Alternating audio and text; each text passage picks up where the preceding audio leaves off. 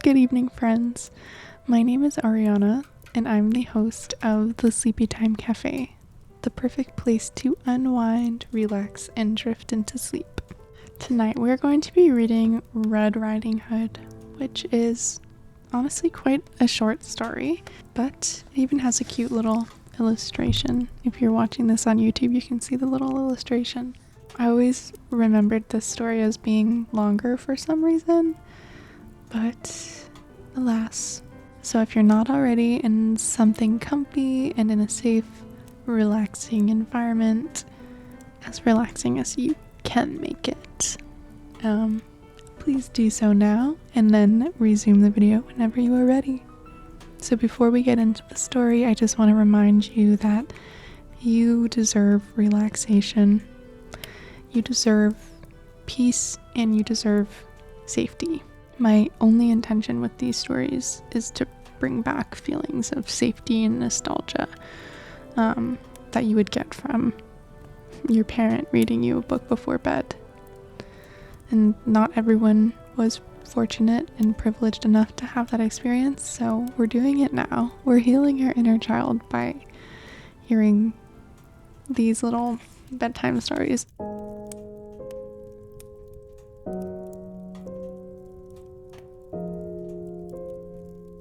Once upon a time, there was a sweet little maiden who was loved by all who knew her, but she was especially dear to her grandmother, who did not know how to make enough of the child. Once she gave her a little red velvet cloak. It was so becoming and she liked it so much that she would never wear anything else. And so she got the name of Red Riding Hood. One day, the mother said to her, "Come here, Red Riding Hood.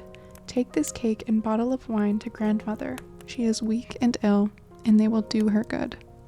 Go quickly before it gets hot, and don't loiter by the way, or run, or you will fall down and break the bottle, and there will be no wine for grandmother.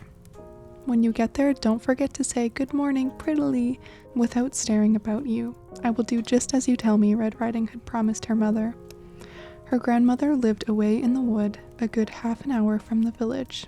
When she got to the wood, she met a wolf, but Red Riding Hood did not know what a wicked animal he was, so she was not afraid of him. "Good morning, Red Riding Hood," he said. "Good morning, wolf," she answered. "Whither away so early, Red Riding Hood?" "To grandmother's." "What have you got in your basket?" "Cake and wine. We baked yesterday, so I'm taking a cake to grandmother. She wants something to make her well." "Where does your grandmother live, Red Riding Hood?" "A good quarter of an hour farther into the wood. Her house stands under 3 big oak trees near a hedge of nut tree, which you must know," said Red Riding Hood. The wolf thought, "This tender little creature will be a plump morsel. She will be nicer than the old woman. I must be cunning and snap up them both." He walked along with Red Riding Hood for a while. Then he said, "Look at all the pretty flowers, Red Riding Hood. Why don't you look about you? I don't believe you even hear the birds singing. You are just as solemn as if you were going to school. Everything else is so gay out here in the woods." Red Riding Hood raised her eyes, and when she saw the sunlight dancing through the trees and all the bright flowers, she thought, "I'm sure grandmother would be pleased if I took her a bunch of fresh flowers. It's still quite early. I shall have plenty of time to pick them." So she left the path and wandered off into the trees to pick the flowers. Each time she picked one, she always saw another prettier one farther on. So she went deeper and deeper into the forest. In the meantime, the wolf went straight off into grandmother's cottage and knocked on the door. "Who's there?" "Oh, it's just Red Riding Hood bringing you a cake and some wine. Open the door." "Lift the latch," called out the old woman. "I'm too weak to get up." The wolf lifted the latch and the door sprang open. He went straight in and up to the bed without saying a word, and ate up the poor old woman. Then he put on her nightdress and nightcap, got into bed, and drew the curtains. Red Riding Hood ran about picking flowers till she could carry no more, and then she remembered her grandmother again. She was astonished when she got to the house to find the door open, and when she entered the room everything seemed so strange. She felt quite frightened but did not know why. Generally, I like coming to see my grandmother so much, she thought. Good morning, grandmother, she cried, but received no answer. Then she went up to the bed and drew the curtain back. There lay her grandmother, but she had drawn her cap over her face, which looked a bit odd. Oh, grandmother, what big ears you have, she said.